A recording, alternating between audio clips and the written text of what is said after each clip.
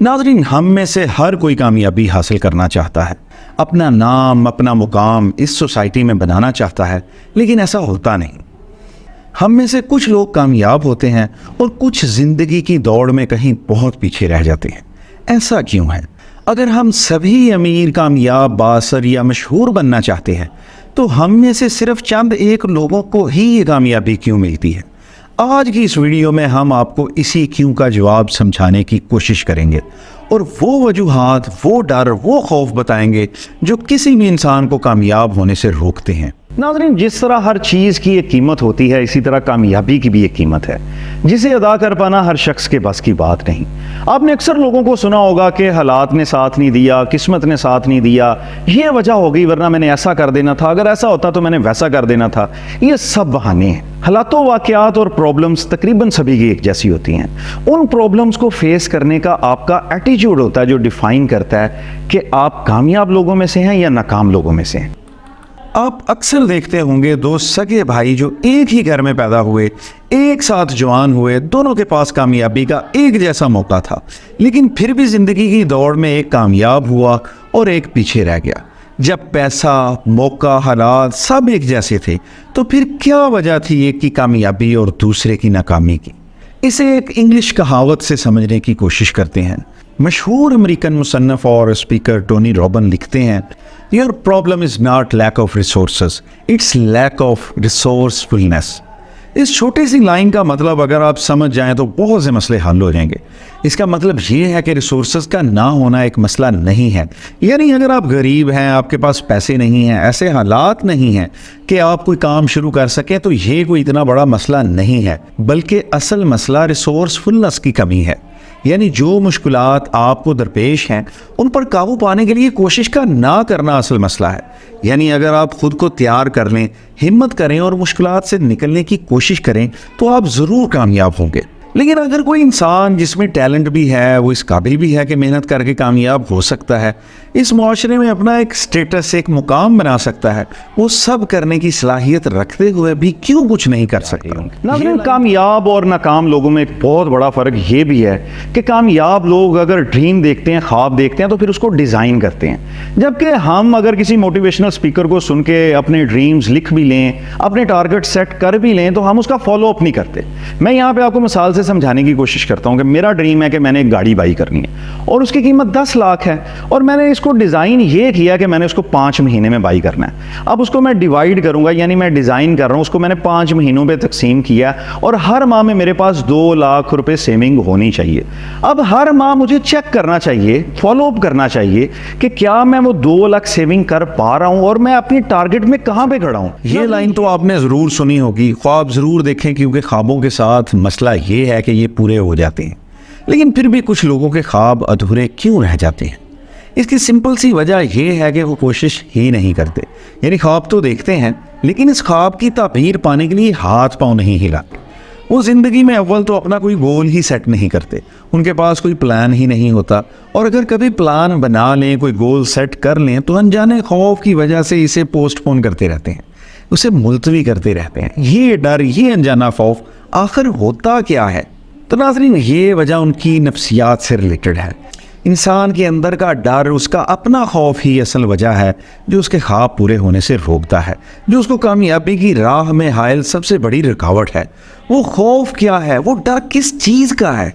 तो फ्रेंड्स, इंसान का सबसे बड़ा फियर, सबसे बड़ा डर उसे उसकी अपनी ही कामयाबी का होता है, यानी फियर ऑफ ग्रेटनेस। जी हाँ, बिल्कुल सही सुना आपने। अक्सर लोग अपने अंदर मौजूद टैलेंट से डरते हैं, उससे दूर भागने की कोशिश करते हैं, वो अपने अंदर मौजूद सलाहियतों को वो अहमियत ही नहीं देते जो देनी चाहिए। मशहूर अमेरिकन साइकोलॉजिस्ट अब्राहम मास्लो ने एक नज़रिया पेश किया जिसे जॉन्स कम्प्लेक्स का नाम दिया गया है। जॉन्स कम्प्लेक्स दरअसल उस हालत को कहते हैं जब एक इंसान अपनी कामयाबी की ख्वाहिश से ज़्यादा उससे डर रहा होता है। यही खौफ किसी भी इंसान को कामयाब होने से रोकता है, इसको अपने फुल पोटेंशियल से काम करने से रोकता है। नहीं नाज़रीन, बिल्कुल ठीक सुना आपने, ये हमारा अपना खौफ ही है जो हमें आगे नहीं बढ़ने देता। लेकिन अब आपके पास क्यूरियस माइंड में ये बात चल रही होगी कि ऐसा कैसे हो सकता है, ये तो अजीब बात कर रहे हैं, इंसान अपनी ही कामयाबी से क्यों खौफज़दा हो सकता है भला? तो हम अब आपको इस सवाल का जवाब भी समझाते हैं। इंसान के अपनी ही कामयाबी से खौफजदा होने की एक वजह अकेले रह जाने का डर है, यानी फेयर ऑफ बीइंग आइसोलेटेड। हम दरअसल अपनी कामयाबी से नहीं डर रहे होते, हमें अकेले रह जाने का डर होता है। हम तन्हा होने से डरते हैं।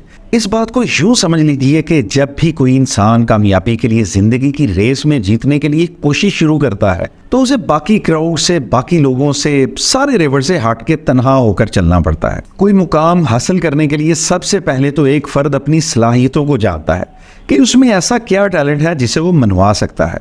फिर अपने उस टैलेंट को मजीद निखारने के लिए दिन रात काम करता है। अपनी काबिलियत के भरोसे पर वो मैदान में उतरता है और जिंदगी के स्टेज पे लाखों लोगों के सामने तन्हा खड़ा होकर परफॉर्म करता है। ये काम करने के लिए बहुत हिम्मत चाहिए होती है, जो अक्सर लोग नहीं करते और तन्हा हो जाने से डर जाते हैं। चलिए इस बात को एक आसान एग्जाम्पल से समझने की कोशिश करते हैं। आजकल सोशल मीडिया का दौर है। यूट्यूब, इंस्टाग्राम, टिकटॉक, फेसबुक और बहुत सी सोशल ऐप्स मौजूद हैं। बहुत से लोग हैं जो इस फील्ड में काम भी कर रहे हैं, हमारी तरह अपना चैनल चला रहे हैं। हर कोई ये काम कर सकता है, चैनल बना सकता है। लेकिन स्टोरी में ट्विस्ट ये है कि अपॉर्चुनिटी होते हुए भी आप में से बहुत लोग ये काम नहीं कर सकते। वो ख्वाब देख सकते हैं, उन ख्वाबों को पूरा नहीं कर सकते। इसकी वजह यही डर है, तन्हा हो जाने का डर।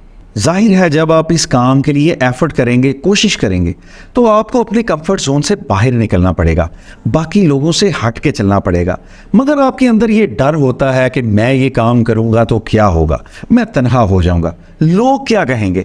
हमने दरअसल अपने जहन में 2-4 लोगों का डर बिठा लिया होता है कि ये लोग बातें करेंगे, मेरे बारे में गलत कमेंट्स करेंगे। बस इस डर की वजह से हम अपनी कामयाबी के करीब होते हुए भी उससे कोसों दूर हो जाते हैं और फिर वक्त की डोर हमारे हाथों से निकल जाती है और हम स्टेज पर खड़ा होकर परफॉर्म करने की बजाय इन्हीं लाखों लोगों की भीड़ में गुमनाम होकर किसी और की कामयाबी पर तालियां पीट रहे होते हैं। नाज़रीन, कामयाबी हासिल करने से पहले हमें 2 हज़ारों को तोड़ना पड़ता है। 1 हज़ार उन लोगों का जिनके साथ हम अपना वक्त ज़ाया करते हैं, रातों को बैठते हैं, मूवीज़ देखते हुए अपना वक्त ज़ाया करते हैं। वो कभी नहीं चाहेंगे कि हम उनसे आगे निकल जाएं। आपने सुना होगा कि दोस्त अगर फेल हो जाए तो बहुत दुख होता है, लेकिन दोस्त अगर फर्स्ट आ जाए तो उससे भी ज्यादा दुख होता है। ये है तो तलख, लेकिन ये बात है हकीकत पर मबनी। और दूसरा हसार हमें उस क्लास का तोड़ना पड़ेगा जिनमें हम शामिल होना चाहते हैं, यानी हमसे ऊपर वाली क्लास।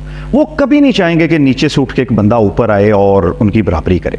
मैं यहाँ पे आपको एक मिसाल से समझाने की कोशिश करता हूँ। अगर आप मेरे यूट्यूब चैनल पे आए और आपको कंटेंट अच्छा लगा तो चाहिए तो ये कि आप मेरा चैनल सब्सक्राइब कर लें, या आप किसी फेसबुक पेज पे गए और आपको कंटेंट अच्छा लगा तो अब आपको उस पेज को लाइक कर लेना चाहिए या फॉलो कर लेना चाहिए। लेकिन अगला स्टेप हम ये करते हैं कि हम ऊपर जाके देखते हैं कि उसके पहले से कितने सब्सक्राइबर्स हैं या उसके कितने पेज के फॉलोअर हैं। यानी हम वहां पे आसानी से लाइक और सब्सक्राइब देंगे जहां पे हमारे लाइक करने या सब्सक्राइब करने से कोई फर्क ही नहीं पड़ता, यानी बड़े यूट्यूबर्स को।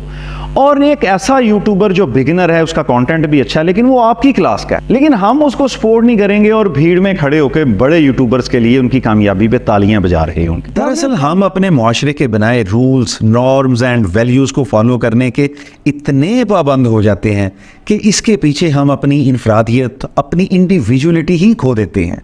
इस खौफ को, इस डर को फियर ऑफ कन्फर्मिटी का नाम दिया गया है। कन्फर्मिटी दरअसल मुआशरती असर और रसूख की एक ऐसी किस्म है जिसमें कोई इंसान किसी ग्रुप या मुआशरे में फिट होने के लिए अपने बिलीव्स, अपने बिहेवियर में तब्दीली ले आता है।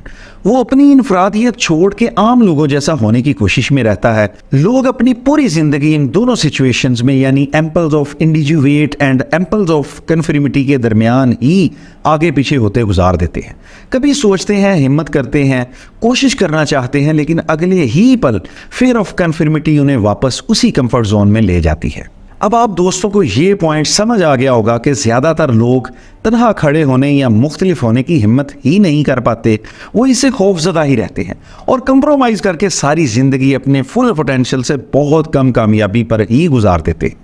यही वजह है कि आप में से बहुत से लोग दूसरे लोगों की तरह बनकर ज़िंदगी गुजारते या गुजारना चाहते हैं। अब्राहम मास्लो, अमेरिकन साइकोलॉजिस्ट, अक्सर अपने स्टूडेंट से पूछते थे कि आप में से कौन नावल लिखेगा या कौन एक बड़ा लीडर बनेगा। इसके जवाब में उन्होंने नोट किया कि उनके स्टूडेंट्स हंसना शुरू हो जाते, मुस्कुराते या फिर शर्माने लग जाते थे। इस पर वो उन्हें कहते थे कि अगर तू नहीं तो और कौन। अब्राहम मास्लो ने कहा कि अगर आप जानबूझकर अपनी सलाहियतों से, अपने पोटेंशियल से कम कोशिश करें तो मैं आपको खबरदार करता हूं, आप अपनी पूरी जिंदगी बेसुकून रहेंगे, खुश नहीं रहेंगे। अब आप सोच रहे होंगे कि क्या ऐसा मुमकिन नहीं है कि हम जिंदगी में अपना मनचाहा मुकाम भी हासिल कर लें, कामयाब भी हो जाएं और उसके बदले में हमें तन्हा भी ना होना पड़े? क्या ऐसा मुमकिन हो सकता है? तो नाज़रीन, बिल्कुल ऐसा मुमकिन हो सकता है, लेकिन हमें बैलेंस से काम लेना होगा। आपको अपना डर ख़त्म करना होगा, हिम्मत करना होगी अपने इस कंफर्ट जोन से निकलने के लिए। और एक बार जब आप निकल आएंगे तो आपकी मुश्किलात आसान होती जाएंगी और आपका डर कम होता जाएगा। लेकिन इसके लिए थोड़ा कॉन्फिडेंस चाहिए होगा। पर यहाँ पे एक और मसला भी है, हमें आज तक कॉन्फिडेंट और ओवर कॉन्फिडेंट में फ़र्क ही समझ नहीं आया। आज इस फ़र्क को भी समझ लेते हैं। हमारे इर्द गिर्द दो इकसाम के लोग ज़्यादा तादाद में मौजूद हैं। कुछ लोग बहुत ज़्यादा एरोगेंट होते हैं, यानी तकब्बर पसंद होते हैं। ये वो लोग हैं जो ये समझते हैं कि वो दूसरों से बहुत बेहतर हैं। ये नापसंद लोग अपने सामने दूसरों को कुछ समझते ही नहीं। वो सोचते हैं वो जो चाहते हैं हासिल कर सकते हैं, क्योंकि उनमें बहुत तकब्बर होता है, इसलिए वो इस भीड़ से, लोगों के रेवट से निकल कर भी काम कर सकते हैं। लेकिन यहाँ एक चीज़, एक बात समझने की ज़रूरत है, और वो ये कि arrogance without humility will lead to delusion and loneliness. यानी किसी इंसान में गरूर हो लेकिन किसी दूसरे का एहसास ना हो, आजिज़ी ना हो, तो ऐसा इंसान भी अपने ही तकब्बर के फ़रेब में तन्हाई का शिकार हो जाता है।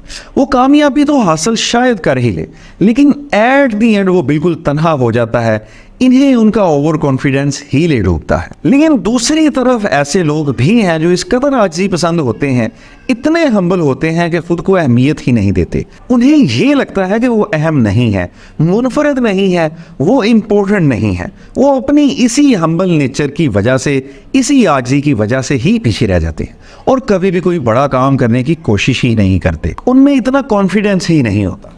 लेकिन इस एरोगेंस और ह्यूमिलिटी यानी इस तकब्बर और आजिज़ी के दरमियान एक चीज़ है जिसे कॉन्फिडेंस कहते हैं। लिहाजा कामयाबी हासिल करने की बेहतरीन तकनीक यही कॉन्फिडेंस है। कॉन्फिडेंट लोग खुद पर एतमाद करते हैं, उन्हें अपनी सलाहियतों पर भरोसा होता है। वो जानते हैं कि वो इस काबिल हैं कि एक मुकाम हासिल कर सकते हैं। इसके हसूल के लिए वो कोशिश भी करते रहते हैं और कामयाब हो के कभी तन्हाई का शिकार भी नहीं होते, क्योंकि उन्हें हर चीज़ में बैलेंस रखना आता है। कॉन्फिडेंट पीपल दरअसल ऐसे लोग हैं जो अजीम होते हैं लेकिन खुद को अजीम समझते नहीं। वो दूसरों से बेहतर होते हैं लेकिन इनमें गरूर नहीं होता। वो खुद को दूसरों से कंपेयर नहीं करते, वो अपने हिस्से का काम करते हैं, दूसरों को अपने से कमतर नहीं समझते और ना दूसरों से मुकाबलेबाजी करते हैं। और अल्टीमेटली हम इन ही लोगों की तारीफ़ करते हैं जो पुरअतमाद होते हैं, जो काबिल होते हैं, कामयाब होते हैं, लेकिन फिर भी आजिज़ होते हैं, हम्बल होते हैं। ऐसे ही लोग हैं जो कामयाब भी होते हैं। नाज़रीन, ये मेरी वीडियो का आखिरी पॉइंट है। इस बात में कोई शक नहीं कि कामयाबी और नाकामी का इख्तियार अल्लाह ताला के पास है, लेकिन एक ऐसा इख्तियार है जो अल्लाह ताला ने इंसान को भी दिया है, और वो इख्तियार है कोशिश का, मेहनत का। यानी आप अपनी तरफ से पूरी सही करें और अपनी कामयाबी वाले मामलात को अल्लाह ताला पे छोड़ दें। माली दा कम पानी लाना पर मशकां पावे, ते मालक दा कम फल फुल लाना लावे या ना लावे। ये थी छोटी सी वीडियो। उम्मीद करता हूँ आपको अच्छी लगी होगी। वीडियो आपको कैसी लगी मुझे कमेंट सेक्शन में ज़रूर बताइएगा। बहुत जल्द एक नई वीडियो के साथ हाजिर होंगे। तब तक अपना बहुत सारा ख्याल रखिएगा और मुझे दुआ में याद रखिएगा। अल्लाह हाफिज़।